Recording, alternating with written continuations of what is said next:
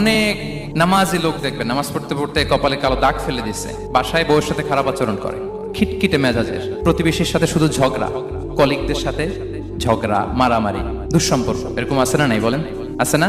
কিন্তু নামাজি, অনেক বড় হাজি, একদিনও কোরআন তেলাওয়াত মিস হয় না।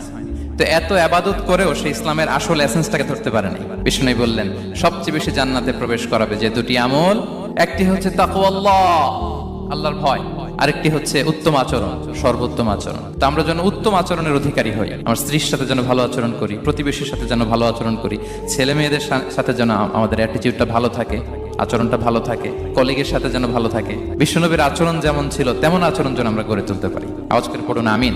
সুনানে আবু দাউদের এক বর্ণনা বিষ্ণু ইসলাম বলেন, খুব চমৎকার একটি হাদিস, মনোযোগ দিয়ে শুনুন। তিনি বলেন, আনা যাইনুন বিবাইতিন ফি রাবাদিল জান্নাতি লিমান তারাকাল মিরাআ ওয়া ইন কানা মুহিক্কান। আমি ওই ব্যক্তিকে জান্নাতের আঙ্গিনায় একটা ঘরের গ্যারান্টি দেই যে ব্যক্তি তর্ক করা